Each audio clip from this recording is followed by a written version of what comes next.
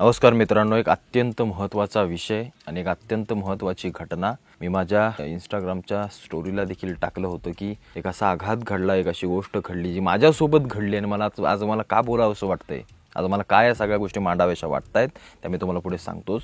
तर माझे चुलते काल परवा त्यांचं निधन झालं. ही गोष्ट मी कशासाठी सांगतोय, मी या सगळ्या गोष्टी का बोलतोय, काय नक्की झालं, काय नक्की घटना घडली, या सगळ्या गोष्टी मी तुम्हाला सांगतो. मी काही काळापासून इकडं माझ्या गावी आहे थोडे दिवसांसाठी आणि अचानकपणे चुलत्यांच्या छातीमध्ये दुखू लागलं.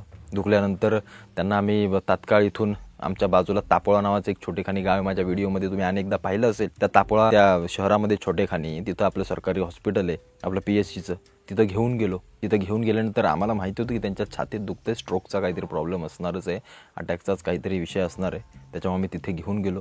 तिथल्या कोणते नर्स की कोण होत्या त्यांनी ECG वगैरे केलं, सगळं केलं. त्याच्यानंतर त्यांनी तिला सांगायला लागले की इथं काय होणार नाही, तुम्ही आपलं तिकडे साताऱ्याला घेऊन जा.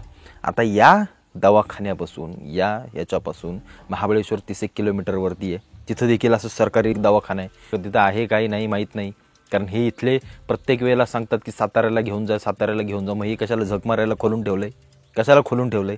साताऱ्यालाच घेऊन जायचं तर आम्ही डायरेक्ट तिकडं जाऊ, इथं कशाला येऊ? तिथं गेल्यानंतर अशा काही घटना घडल्या, मी अशा काही गोष्टी पाहिल्या, साली चीड येते कधी कधी. फक्त तोंड बंद करायचं, कारण आता बोलायची काही हे नाही आहे म्हणून मी शांत बसतो. पण तिथं गेल्यानंतर अटॅकच्या माणसाला काय लागतं? एक तर सगळ्यात पहिली गोष्ट म्हणजे रक्त पातळ होण्याचं एक इंजेक्शन असतं. तुम्हाला सर्वांना माहिती आहे, 40-45 हजाराला ते मिळतं. ते एक इंजेक्शन असतं, ते द्यावं लागतं.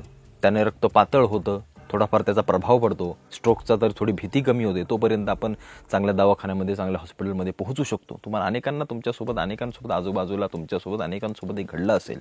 त्या तापोळ्यामध्ये, त्या दवाखान्यामध्ये साधं इंजेक्शन नाही, एक साधं इंजेक्शन नाही. बरं, एवढी सगळी घटना होऊन देखील तिथे साधा डॉक्टर नाही त्या ॲम्ब्युलन्समध्ये बसून हॉस्पिटलपर्यंत येण्यासाठी.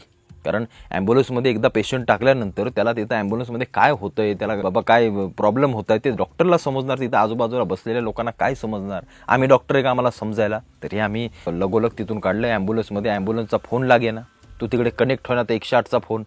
म्हणलं झोपला की काय तिकडचा फोन उचलणारा की कोण येतो? तसंच त्याच सगळ्या गोष्टीतून ॲम्ब्युलन्स काढली, ते सगळं आम्ही सोडून दिलं. डॉक्टरही त्या ॲम्ब्युलन्समध्ये नव्हता, आम्हीच घेतलं, आम्हीच घेऊन गेलो. पण अर्ध्या रस्त्यामध्ये माझा चुलता, माझा काका तडफडून आमच्या डोळ्यासमोर गेला. ही गोष्ट मला सांगताना मला माहिती आहे काय नक्की माझ्या डोळ्यासमोर घडलं. मी हे का सांगतोय, कशासाठी सांगतोय? की आजही आमच्याकडे व्यवस्थित सुविधा नाहीत. हे कुठं घडले? सातारा जिल्ह्यातल्या महाबळेश्वर तालुक्यातल्या आमच्या तापोळ्यासारख्या त्या भागामध्ये, जिथं सगळ्यात मोठं आम्ही पर्यटन स्थळ आम्ही करतोय ना, त्या पर्यटन स्थळाला घडलंय हे.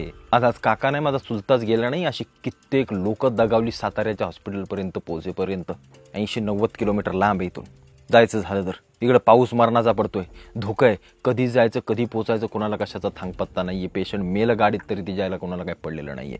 ही आमची व्यवस्था, ही आमच्या सगळ्या गोष्टी. बाजूला एकनाथ शिंदे साहेबांचं गाव आहे, त्यांनी द्यायचं तेवढं सगळं दिलं. इथं मुख्यमंत्री असताना, सध्या असताना जे काय द्यायचं ते देत आहेत.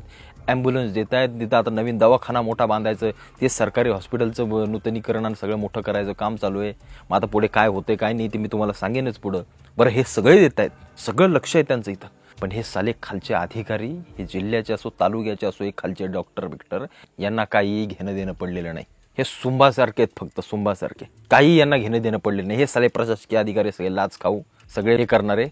त्या दवाखान्यांमध्ये भरलेले डॉक्टर, त्यांच्यावरती मला प्रश्न विचारायचा आहे, ते मी सगळं बाहेर काढणार त्या सगळ्या गोष्टी. साला एक तिथला डॉक्टर असू दे, कोणताही आजाराचा पेशंट तिथं घेऊन जा, तो सरळ सांगतो इथं काय होणार नाही, साताऱ्याला घेऊन जा, इथं काय होणार नाही साताऱ्याला. मग तुला कशाला उपटायला ठेवलाय का रे तिथं तुला कशाला ठेवलाय?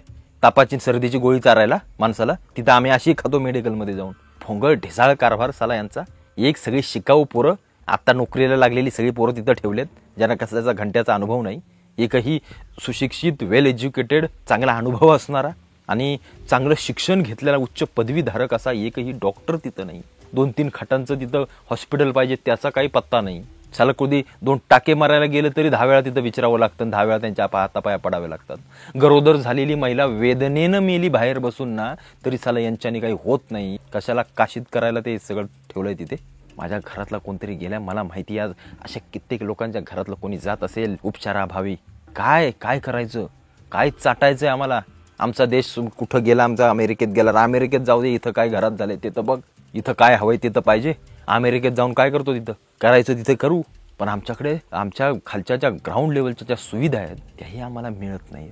याच्यासारखं दुर्दैव नाही आहे. हे सगळ्या घटना मी तुम्हाला कुठल्या सांगतो, पश्चिम महाराष्ट्रातला, ज्याला महाराष्ट्राचा पुढारलेला भाग म्हणून म्हटलं जातं, सातारा जिल्ह्याला, जिथं शिक्षणाची पंढरीच म्हणतात, उपचारांची पंढरी म्हणतात, उत्तम डॉक्टर, उत्तम दवाखाने, त्या जिल्ह्यातल्या एका भागामध्ये अशी परिस्थिती. मग हे आमच्या विदर्भ घ्या, मराठवाडा घ्या, गडचिरोली घ्या, यार इकडे काय अवस्था असेल काय, या सगळ्या उदाहरणावरून मला समजतंय.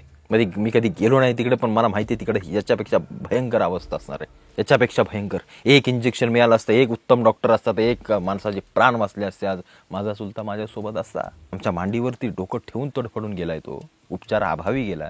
काय करायचं आम्हाला माहीत नाही. आम्ही छाती दाबतोय, पाय चोळतोय, अरे आम्ही काय करू शकतो, आपल्याला सामान्य माणसाला माहिती तरी त्यातलं काय. अटॅकाला छाती दाबायचं तेवढं माहिती आहे, CPR द्यायचं तेवढं आम्हाला फक्त माहिती आहे, याच्या व्यतिरिक्त आम्हाला काय माहिती आहे.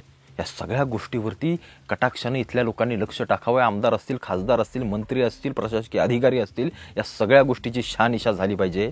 अन्यथा याच्यानंतर पुढं काय होईल ते मी तुम्हाला नंतर करून दाखवेन आणि मगच सांगेन.